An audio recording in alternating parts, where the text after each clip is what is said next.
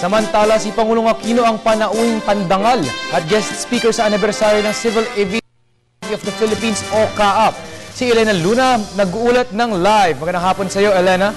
Magandang hapon, Sandro. Personal na binati ni Pangulong Aquino ang liderato at mga empleyado ng Civil Aviation Authority of the Philippines sa mga ipinatutupad nilang reforma para maiangat ang antas ng aviation sa Pilipinas.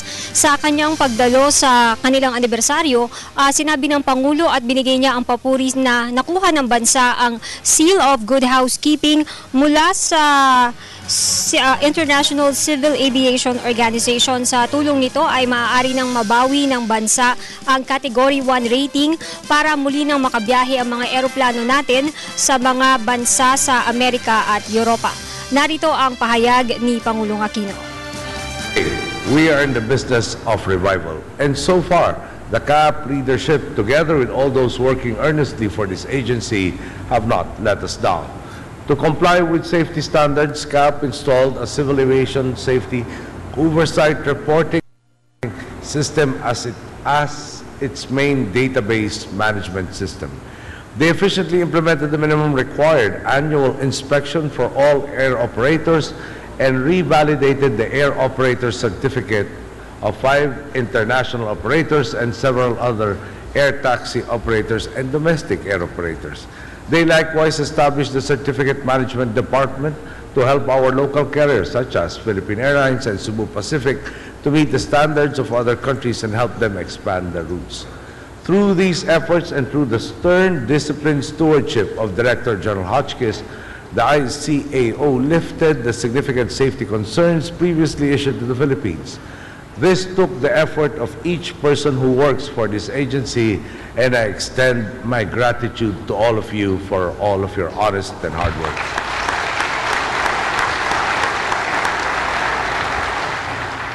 For those of you who have been working for CAAP since its inception and have endured its points, doesn't this truly make you feel much better?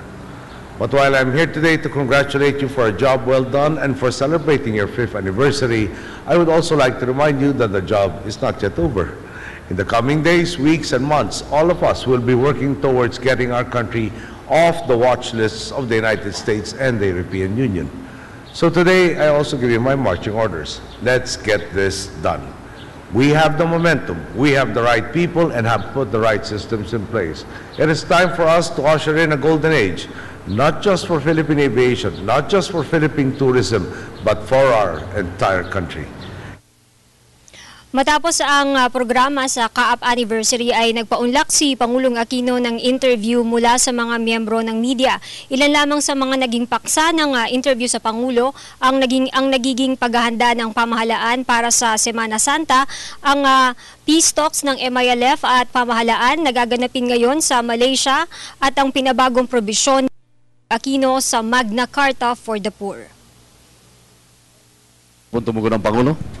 Ang una po magtatanong si John Ray Darul ng DZMM. Magandang umaga po, Mr. President. Nagtatanong po yung mga nagmamasid, lalo't isa po sa mga nireresolba ng inyong administrasyon ang problema po sa kahirapan. So ang tanong po nila, totoo po ba na na-veto nyo yung Magna Carta for the Poor at ano po ang dahilan? Tama po yan, binito natin. Siguro, medyo involved yung explanation, kaya baka kung hindi klaro, paulitin natin. Signatory ang Pilipinas sa isang covenant called the International Covenant on Economic, Culture, and Social Rights. Okay. Ngayon, doon sa nakasad na covenant na to, yung the poor have the right to several items. Ang importante doon, may phrase na nakalagay, progressive realization of the same. Ibig sabihin nun, habang habang dumadagdag ang kakayahan ng gobyerno maibigay itong mga karapatan na to, dapat ipinagkakaloob yung karapatan. Ngayon, yung ating human rights, political rights, medyo yun inherent. Hindi kailangan madagdagan yung kapasidad ng gobyerno. Pero para mas klaro, may provision kasi doon sa nakasaad ng batas, sa dito kami talaga naipit. Section 4, Basic Rights of the Poor, 2 paragraph to. The poor shall have the following rights, the enjoyment of which is an essential step towards poverty alleviation. 1. The right to food. B. The right to employment and livelihood. C. The right to quality education.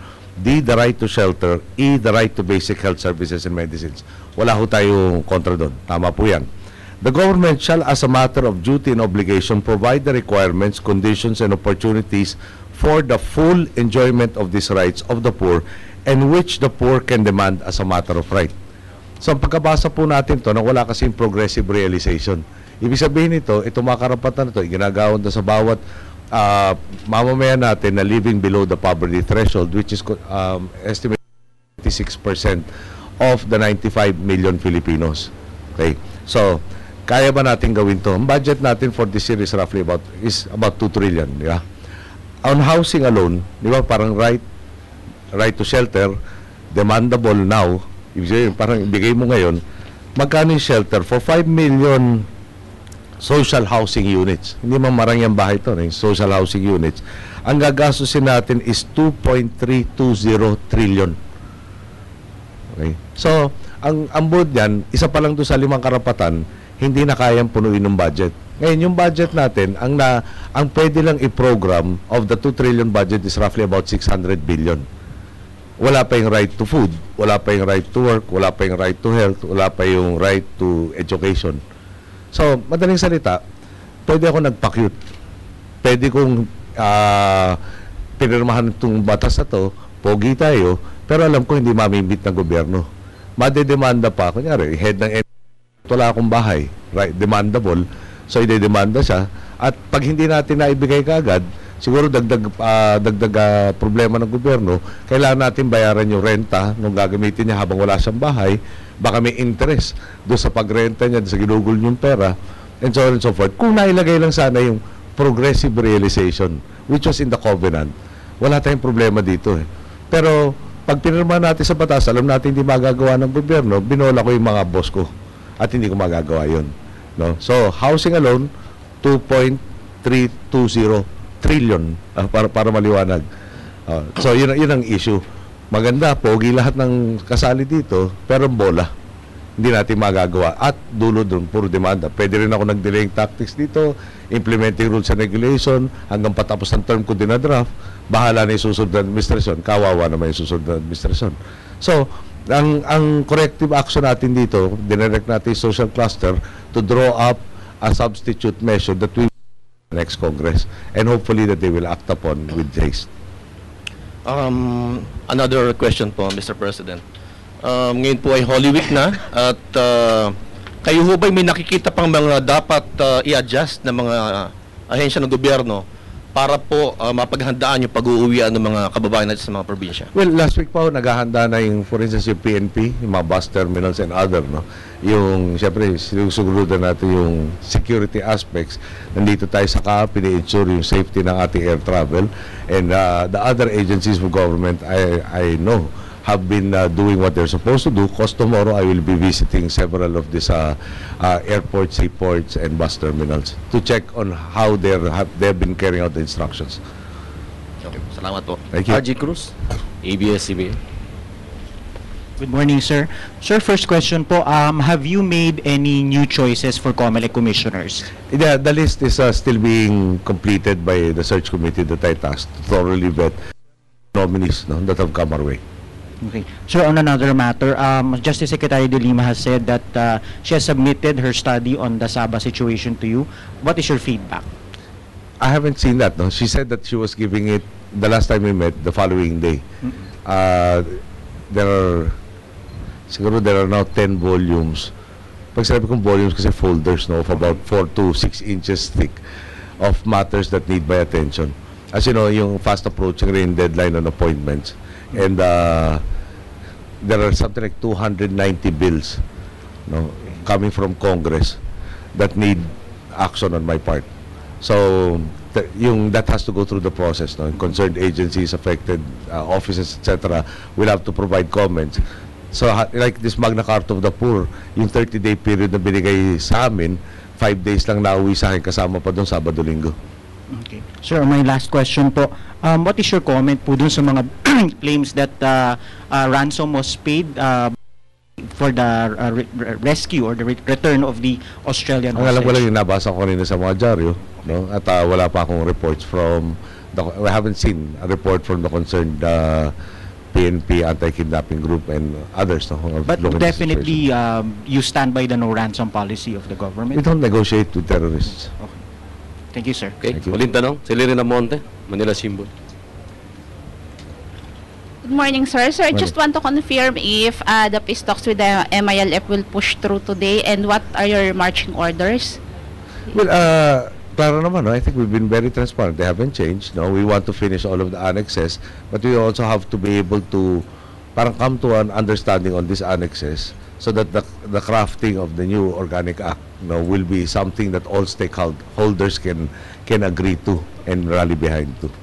Will there be any changes like on the target signing of the comprehensive agreement in the midst of this Sabah issue?